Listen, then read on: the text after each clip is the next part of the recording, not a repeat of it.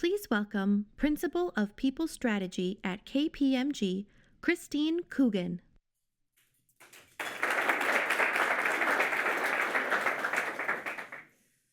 Well, I've been here with you all before. I think the first time I came, I told you you were hiring wrong. I think, right, Glenn? That was my first stop, and no one chased me off the island with pitchforks and torches then. And I came back, and we talked about manufacturing labor, and we've talked about tech labor before. And the reality is the reason we keep talking about it is because it's a complicated problem, right? It's not simple.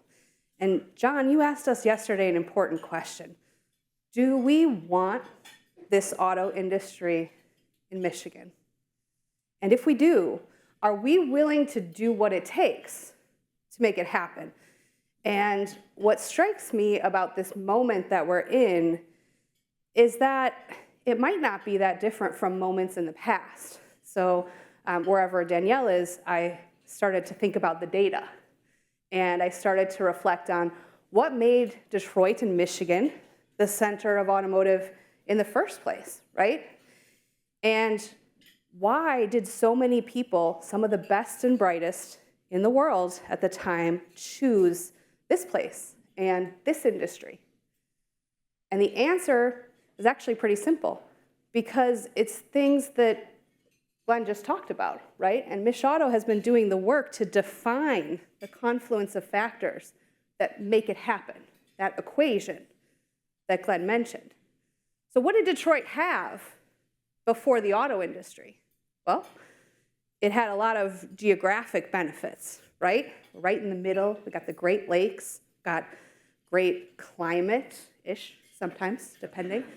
Stay with me. We've got great natural resources, right? At the time, we needed iron, coal, all kinds of things to bring this industry together.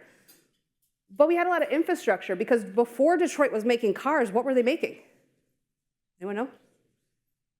Yes, and carriages and bicycles, things that go, mobility, right? We had existing infrastructure. What else did we have?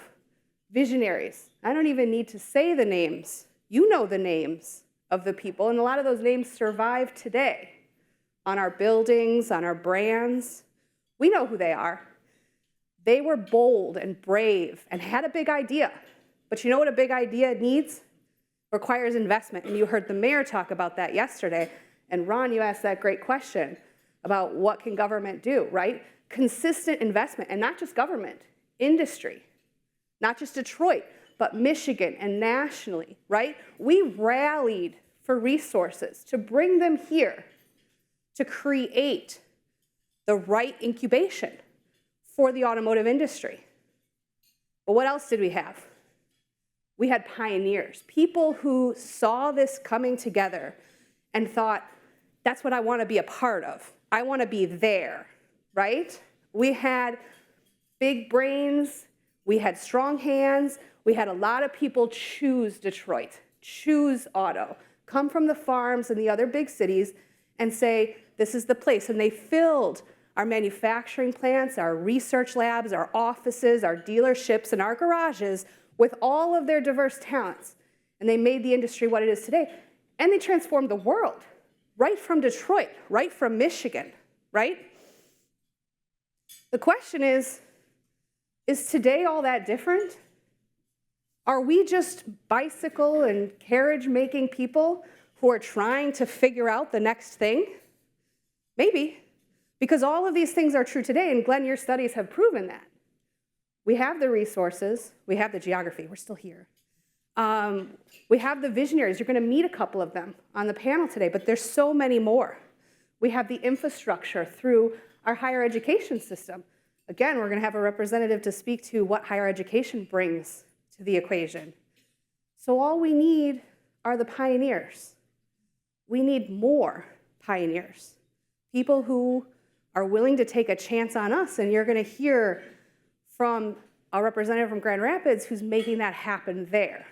How do you win the hearts and minds of people? How do you build it so they will come, or better yet, get them to come and help you build it, right? So yesterday, Lenny talked about investment. And he talked about the dollars pouring in from the industry into the US. And we heard about tariffs and bringing manufacturing back here. The reality is we could be on the front edge of that. And I would challenge us all to think about tech talent differently. Because usually when we say tech talent, and historically when we've said it, we're talking about software engineers, right? We're talking about folks in front of a computer in our R&D labs, but the entire industry is becoming tech. All of our people on the floor are going to be operating automatic machines, robot arms, right? Everything is going to be automated, so everything needs to be thought of as tech talent. We need to start elevating our language because we're not tech talent and laborers. We are all tech, and we have to think about how do we bring everyone with us? How do we win those hearts and minds? How do we get people into our industry? Now, yesterday was a little bit of, I don't know, for me, overwhelming. There was a lot of challenge coming our way as an industry, but there's some bright spots for Michigan. In 2021 and 2022, there was a 10% increase in both years of tech talent migrating from the coast right here to Michigan, to those places Glenn mentioned, right? Coming here and choosing here. Why? Because of the placemaking that's being done, because of the resources that exist. We're seeing a 20% increase in tech jobs in automotive from 2010 to now, 15 years, 20% increase. That's pretty good. But I would argue that it should be more. It should be more in Michigan. We need to move at the pace of innovation. If you think about how innovation has changed, we saw the software-defined vehicle yesterday. We've seen a lot of talking about how tech will transform the industry. 20% isn't enough, right? We need to, as Lenny always says, hit the hockey stick, right? Everyone's got a hockey stick in their projection. We need to see that growth in jobs. So how do we get there? Again, the equation isn't that different, but here's the difference that I would argue. Back then, we came together to figure this out. We had education, industry, government, all working together to make this happen, right? To incubate our innovation and take it from ideation to industrialization. We need everyone working together again. We cannot work this in our silos, and we've become so focused on competition and the race to, right? Whatever we're racing to, but we're always racing each other. We need to come together as an industry. We need to work outside the bounds and, again, rally our resources, rally our best and brightest, get those pioneers on board with our industry. So what I'm really excited about today is the panel that you're about to meet. We have folks who represent all parts of this equation, but what they're doing is incredible because they're not just working their part of the equation. They're actually connecting all the dots into a true ecosystem. And that's what we need in Michigan, is a true ecosystem for talent. So when you meet our panel of entrepreneurs, educators, innovators, placemakers, you will see how, on a small scale, we need to bring it together. And if we can scale that out to the whole state, and in fact, even our federal resources, bringing them together, I think we'll find that we'll be able to attract talents and we'll bring those pioneers to us, and they're gonna help us build what comes next for the industry. So with that, I'd like to welcome up our panel. Joining Kristine Coogan on stage, please welcome the Program Director of Soapbox Derby Detroit, Nando Felten. Executive Director of Hello West Michigan, Rachel Gray. Founder and Chief Executive Officer of OptimizeEV, Brittany McGee. And the President of Kettering University, Robert McMahan. Good to see you.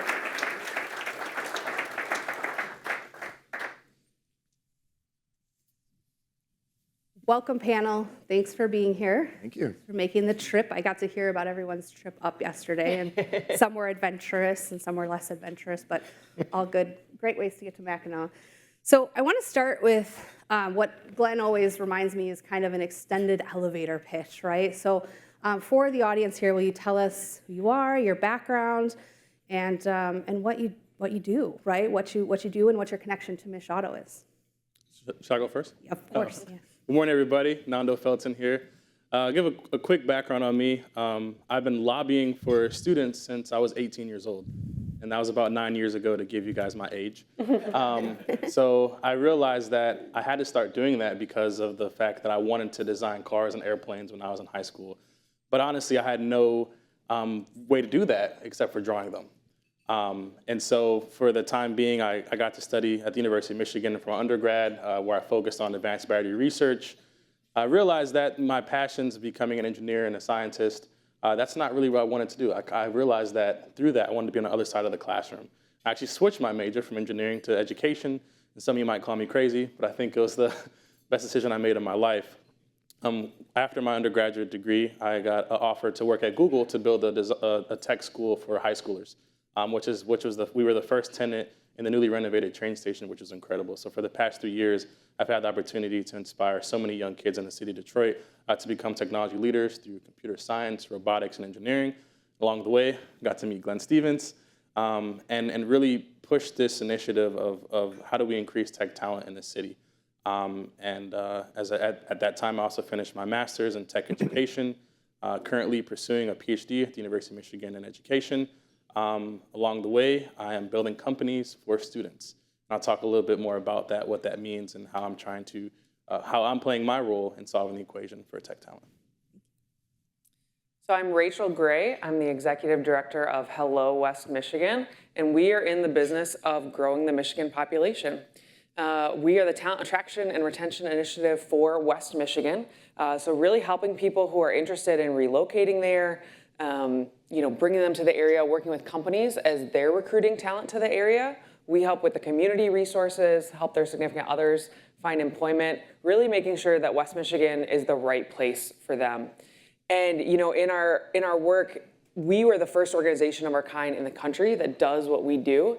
And many others have popped up around Michigan, which is really fun for me because in addition to what I do in West Michigan, I also lead a coalition of those partners around the state. And that's what led me to partner with MichAuto on their high-tech talent initiative because we need the entire state to win when it comes to talent attraction. So lots happening there. Great. Hello, everyone. I'm Brittany McGee. I'm the founder and CEO of OptimizeEV. We do predictive maintenance for EV charging stations. Detroit born and bred, building a really cool company in Detroit where we're trying to break glass ceilings and solve a problem. So happy to be here today. Good morning, everyone. I'm Bob McMahan. I'm the president of Kettering University in Flint, Michigan. Kettering is a jewel among American higher ed institutions. I think it is truly unique in the U.S. It resists being painted with the same brush that all other institutions of higher education do in the United States. And it's because we were actually founded, Kristine, by the same visionaries you talked about, the industry, creating the automotive industry in the United States. We were founded by those same visionaries 100 years ago with the goal of training the talent that would be needed to grow this amazing new industry that was growing out of the horse carriage industry. And somebody had the brilliant idea of putting a motor on a horse-drawn carriage. And from there, greatness came. And so we have a very different model of education, one that directly incorporates industry and works with our partners across Michigan and across the globe. And I'm delighted to be here. I serve on the board. I was very honored. Glenn asked me to serve on the board a few years ago, MichAuto, and it's been an amazing experience, and I'm delighted to be here. Well, thank you all for being here. This is teeing up to be a great discussion. And Bob, maybe I'll start with you for this question. You mentioned the ecosystem that you work with, and I talked about the ecosystem a little bit. What do you think are the strengths and the weaknesses of Michigan's ecosystem to attract, retain, and develop talent? Well, the thing I'm not from Michigan originally, and I came here about 14 years ago when I joined the university. But my wife is from Windsor, so I had a lot of familiarity with Southeast Michigan especially. And one of the things that has always impressed me, even before then and then coming here, is well, it's kind of summarized by when you used to pick up an Apple iPhone, it used to say on the back, I don't think it does anymore, it said designed in California, manufactured in China. And that always used to bother me, that pairing. And I said, why can't we have a place where it's both designed and manufactured? And that place is actually Michigan.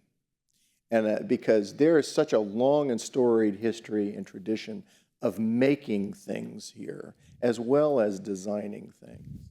And so in a very real sense, I think that's why you see a lot of the inflow of talent into the state from the coasts and other areas, because they need to be able to not just design it, but also make it. And the combination of those skills is really unusual and really rare. And the ecosystem that has developed here supports it. Brittany, your organization, you represent both a visionary and someone who needs tech talent for your organization to thrive, right? How do you think about the strengths and weaknesses of the talent attraction, retention, and development pipeline here? So I've been really lucky to come from a university background that supported me in building OptimizeEV. I call us like a grassroots startup because we started in Tech Town, in Detroit, and then kind of transitioned through the ecosystem. And we've been able to benefit from a lot of programs like the Michigan Central Fellowship Program, where we were able to get tech talent, like a data scientist to help us collect data, manage that data. That's something that I benefit from. And I was also able to get the salary covered. And so as a startup, that's super important because funds need to stretch, right, as you're building. And so that's really been key to what we've been doing, is just being able to look in the ecosystem and who can provide support and all hands on deck kind of situation. But aside from that, it is about attracting kind of bigger talent who can come into the state and come into the startup kind of ecosystem and help us build. And we've been able to do that. So our CTO now is someone from AWS and Google and Apple, and they have that high level of experience that's needed to take startups like mine to the next level. So that's how I look at talent. It's grassroots, but it also comes where we attract because we have cool ideas. And so, yeah. And Rachel, I'm curious, from your perspective, Glenn spoke this morning about the Richard Florida study and the concept of placemaking. I imagine that's a key tie to the work that you're doing. How do those two things connect together? Absolutely. So I am lucky enough that in West Michigan, we are large enough that we have a placemaking team. So that's actually not as much a part of my role. When you look across the country, sometimes it is. The great thing and the strength of our system is that I have a good product to sell, right? It's easy to sell Michigan. Yes, we have winters. That's usually people's kind of first thing. But really, we have an easy place to sell because we've had that investment in the placemaking, right? If we didn't have that, if we didn't have vibrant communities, my job in promoting West Michigan, connecting people to companies, that would be a lot harder for sure. So that placemaking is very important, and I'm very lucky to work with a team that does that. And I think the investments that we've had really over decades has made that much easier for us. And Nando, I'm curious from your perspective, you've heard all the initiatives that MichAuto, and you've been in many of the initiatives that MichAuto has put forth. How do those help, right? From your perspective, having been on both sides of it as an educator, or maybe all three sides, an educator, a participant, and a visionary, how does that help you? Yeah, I think it helps me in a lot of ways, in the sense that when I was lobbying for these kids, and I still do it, that didn't mean I was going to Lansing and to DC to advocate for them and find funding. What that meant for myself as a kid is that I was meeting people that worked at Ford Motor Company, and I'll say some names, Paul Linden, Earl Lucas, or people that worked at Nike, Jason Maiden. What I would do is I would connect those dots for the youth. And I continue to do that today. And I realized that as I look across the room, a lot of people from their own companies or work at big companies. What I'm trying to do is build companies for people that aren't even in this room, and that's for the youth and for the talent. I look across the room again, and I actually want to ask the room, who in this room can see themselves continue to work in this field in the next 25 years? By show of hands. I count about 5 hands. I'm happy that Glenn got me on the stage because I think I'll hope to still be here in the next 25 years. But I asked that to the room, and I hear a little bit of laughter because we realized that, I know yesterday the mayor was up here talking about retaining tech talent and bringing businesses to Michigan and keeping them here. We have to realize that if we're not, I don't want to build a new company for a kid to say for the next app that they can scroll on or the next fidget toy that they can use to play with. I'm trying to create a company for these kids so they can actually be a part of this room. How can I create a company for a kid to be the next chief designer for Ford? But why not give them the tools to do it when they're 13 years old? And so I think, and so I think where I sit in this juxtaposition of being an educator and at the same time always being a student is that I'm learning that from the remarkable people that I've met along the way, being a part of these initiatives at MichAuto, is realizing that we all care. But unfortunately, the way the system is set up is that we're siloed. I see Sylvester Hester over there, sitting over there smiling. And there's a lot of people in this room that make a difference. And to kind of answer that question again, if we can't build those companies because we're working on our own companies, why not allow students to work at your company so they can have those tools? And so I just want us to sit on that and kind of think about that, because we have to give these kids opportunity. We don't need the classroom to reflect the real world. We need it to be the real world. And so with that, we need to create entry into our mecca, which is the automotive industry in this state, correct? And we need students to be able to see themselves there and to continue to be present in these rooms, because we need them here for the next 25 years. If only 5 of us are going to be here, 6 including myself, I think we got to step up the plate a little bit. Absolutely. Brittany, I'm curious from your perspective, we heard about the software-defined vehicle yesterday and EVs and charging. What do you see as the tech trends that will shape the industry's talent needs in the future?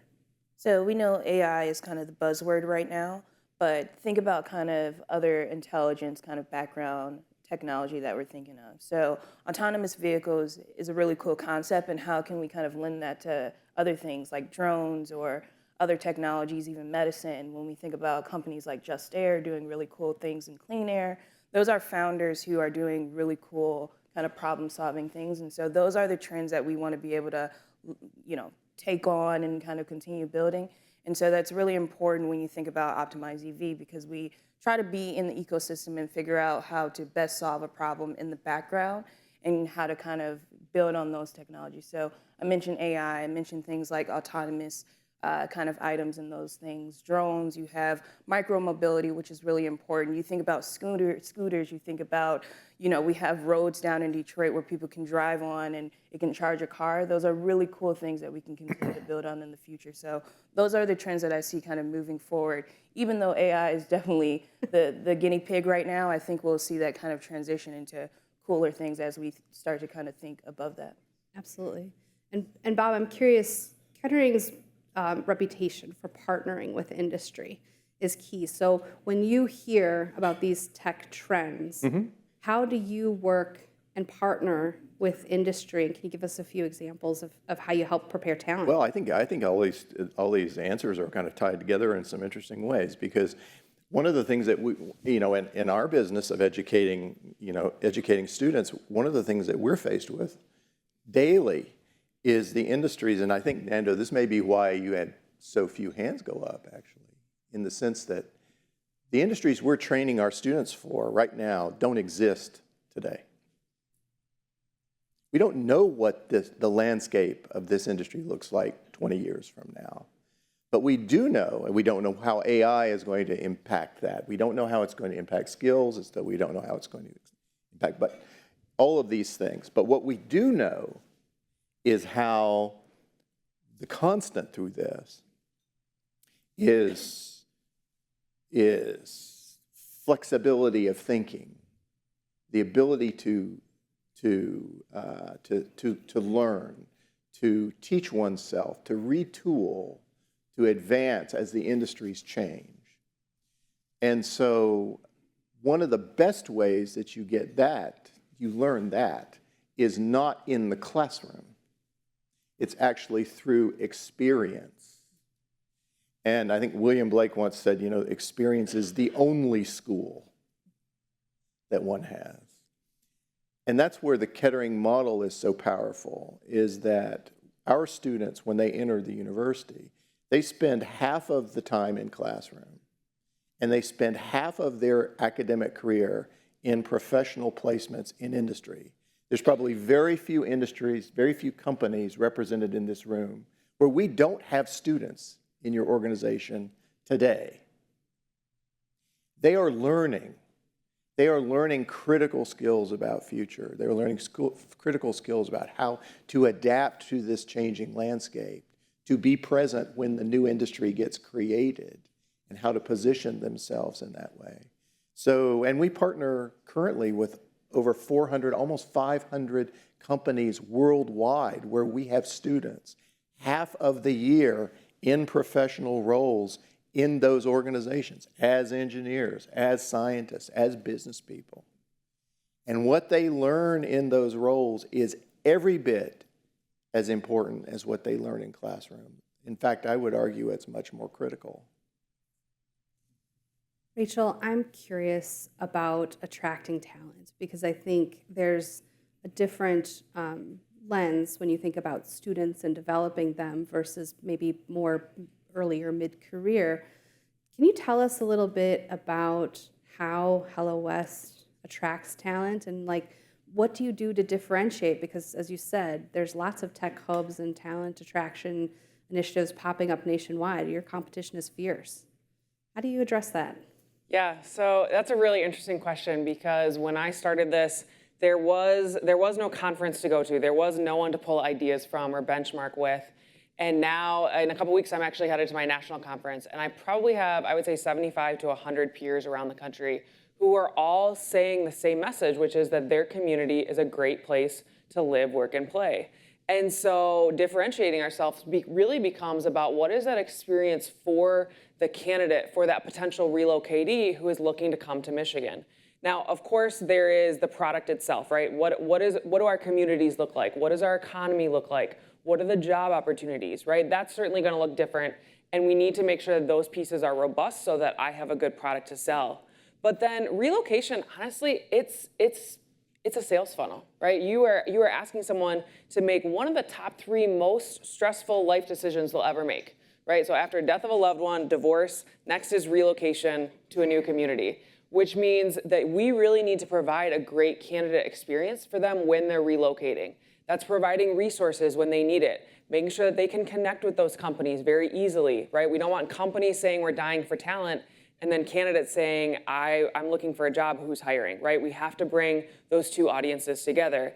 And then when we get them here, making sure that we retain them and that they understand this is what is unique about our community. This is where you can go out on Friday night after 5 o'clock. You know, these are the types of things that our community offers that fit for you and your family.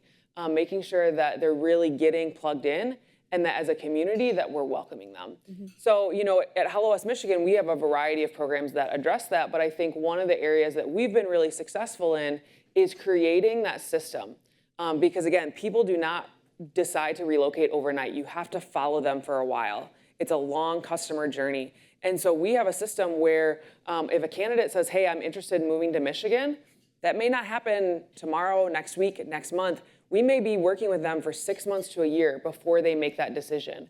And building those systems is really what's going to set Michigan ahead to be able to do this at scale, right? It's not enough to bring in 1 or 10 or even 20 new relocatees. We need a lot of them to keep our industries going. And so having that system and that scalability is really key. Nando, I'm curious. There's a lot of young people in Michigan, a lot of really talented and potential-filled young people, but there are also some barriers for them to get into tech-type roles or programs. Can you tell us a little bit about those barriers? Yeah, so Rachel talked about systems. So I'll talk about a system that I think we all know very well in this country, and that's sports.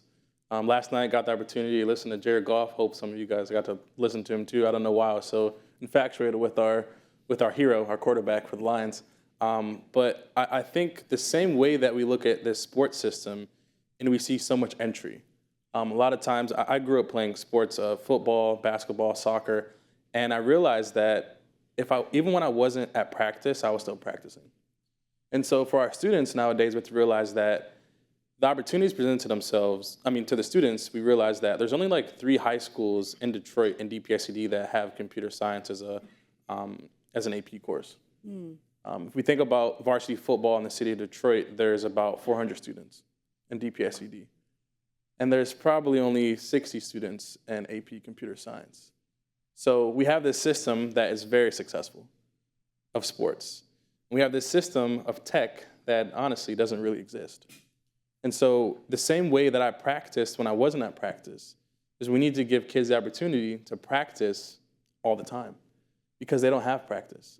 I got the incredible opportunity for Google to allow me to leverage my network to help them build a school in the train station. But that's one of a handful of STEM playgrounds that exist in the city of Detroit. I'm not that familiar with the rest of the state, sorry. I'll be hopefully travel and learn more, but I know my neighborhood, I know my community, and it's this fact that I can count on my hand how many STEM playgrounds exist. And so, and I can't count on how many physical playgrounds exist for kids to play with, fields. And so we have to kind of flip that narrative and flip that script and say that there really isn't a physical place for them to go to, but we still know how to practice when we're not at practice. And so for that, it's looking at YouTube, it's looking at teaching ourselves how to do these things and finding the communities. I think what's been really important is seeing how Black Tech Saturdays has taken over and really ignited that spark in a lot of us that we never saw ourselves in this community. And a lot of times for Black and brown people, we just say we're entrepreneurs, and we don't even say that we're working on startups. And so I think this separation of where the money's coming from in California or New York, it's realizing like, no, in Detroit, like, no, we are a part of a startup. These companies that we're creating, we are startups, and we don't have to label ourselves just being entrepreneurs. So I think that mindset, that narrative is really important.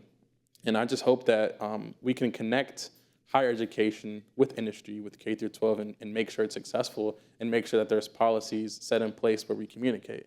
As a lot of you might know and might not know, but the City of Detroit and DPSCD, they don't meet on a regular basis as you would think. They're separate entities. The curriculum provider of DPSCD, they're curriculum providers. And unfortunately, there hasn't been this intangent connections that are allowing students to have this access to tech. And so I just think we have to really figure out how to change that landscape and that narrative. And it starts with all of us. Like what Bob said at Kettering, the opportunity for those students to spend half their time in the real world. How do we allow our students to spend half their time in the real world? Great. Good points. Brittany, I'm curious on barriers. You probably belong to a lot of communities of entrepreneurs and startup and tech talent. What's the perception of Michigan from folks you know outside of Michigan, right? Like, what do they think about coming here or not coming here? Do you have a beat on that? Yeah, so over the past year or so, I've been doing really cool things like going to tech conferences, Chicago Tech Week, Afro Tech in Houston, just really cool kind of conferences. And you see people, you meet people, and they say, I hear about that Corktown, or I hear about that Michigan Central. They can point out key pieces, but then they ask, like, who are the investors in the room? Are those the people you get to see every day at your coffee shop like you would in Silicon Valley, where you see somebody and they can probably write a check right then and there? And they ask about housing, right? That's a really key piece. Where are people going to live? Are they going to be moving, going from the suburbs, having to come into Detroit every day? Or does Detroit have kind of the tools and the housing so they can come, build, and not worry about anything? And then the third piece is really about urgency.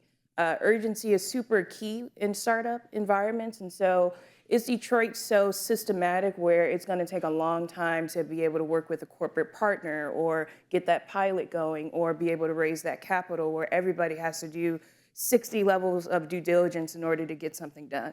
And so those are the concerns. But I think we're getting to the point of making Detroit sexy and making tech sexy, right? And that's what we hear, is that Detroit is kind of the new playground to play in, right? We're not Silicon Valley, we're in Detroit. We have grit, and that's a very kind of unique kind of aspect of what Detroit is in general to the outside world. And so I've been to New York Tech Week, and it's the same thing. People want to come from New York to Detroit to kind of experience the Coney dogs, but also experience the really cool kind of tech that we're building and kind of how we're transitioning out of the everyday manufacturing to being groundbreaking kind of tech leaders. So that's the perception that I'm getting. Makes a lot of sense.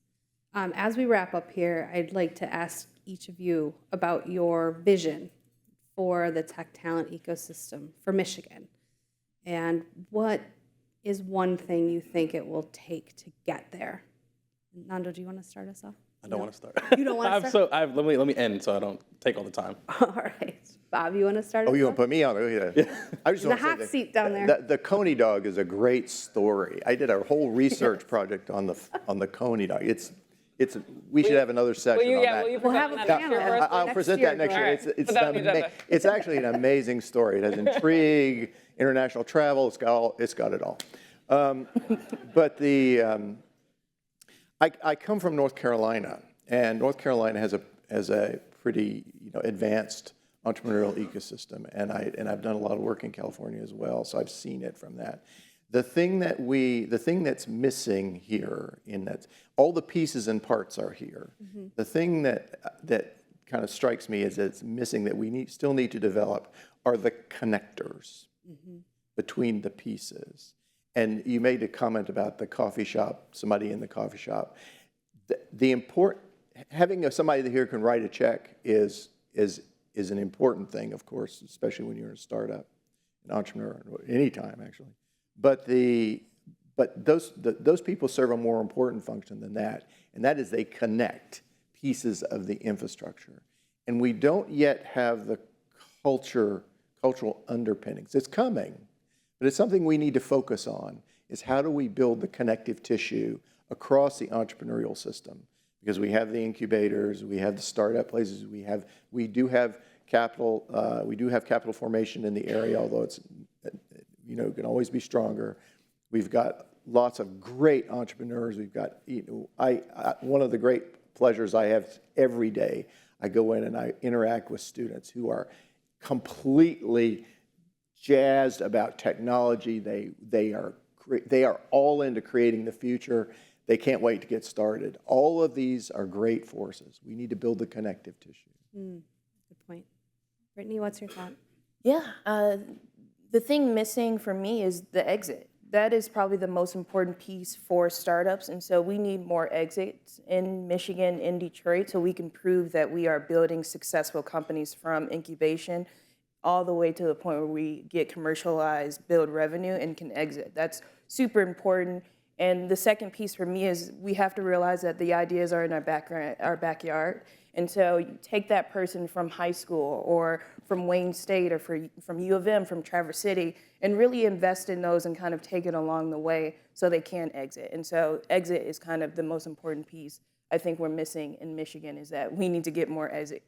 And it's not necessarily the billion-dollar company. It can be $100 million. It can be $50 million. It needs to be something so we can continue to keep the ball rolling. So that's super important. Great point. Rachel? For my area, I would say the thing that would help the most is alignment in that sales funnel. I work with 14 partners across the state of Michigan that all do what I do, each in their communities and their regions. And frankly, we have there's so many different regional initiatives because there was a vacuum at the state level for such a long time. We filled that now. There is a great state campaign that is helping with talent attraction. It's called the You Can in Michigan campaign. But we need to see even more alignment between that funnel at the top and then coming down to the regions. Because people don't move to states, they move to communities. And so we need investment on the ground. To put it in perspective, Tulsa Remote, they've been doing a great job. They're much younger than we are. So Hello West Michigan is 2007. Tulsa Remote came out in 2018. They have 20 staffers. Hello West Michigan has 2. In fact, one of those positions is in transition, so if you guys know anyone. Also, if you email Hello West Michigan today, you're not going to get an answer because I'm here. But put that in perspective, right? Hello West Michigan, we have 2, and Tulsa Remote has 20. If we don't have business investment in our regional talent attraction initiatives, it's not going to work. I know other communities around Michigan that it's not even part of their job description to do talent attraction. They do it off the side of their desk because they know that it's important to their work. And so we need that alignment from the state level to come all the way very seamlessly, again, for that seamless experience to the regions so that we can help connect candidates, potential relocatees with you, with our companies, with our industries, with our communities, because that's the only way that relocation is going to happen and that it's going to stick. That makes sense. Nando, you ready to bring us home? Yeah, so kind of connecting us all together, realizing that without making something look good and sound good, the sales and the marketing of it, and without having the exit and connecting all together, I think we're missing a key part that I like to focus on, and that's the entry. So making sure that we're not just exporting goods and products and people, but we have to give them entry while they're still here. We have to give them a fit, market it, show them that it's great, allow them to be a part of it. And without that entry, unfortunately, they're going to find that entry somewhere else, and their exit isn't going to be here. Absolutely. Well, I would like to thank this fantastic panel, both for being here today, but also for all of the great work you're doing in your own communities and your own ecosystems. This is the crowd here with the checkbooks and the legislative connections and all the things. So appreciate you all being here to listen to what matters the most to people moving the needle on talent. So thank you all, and thank you.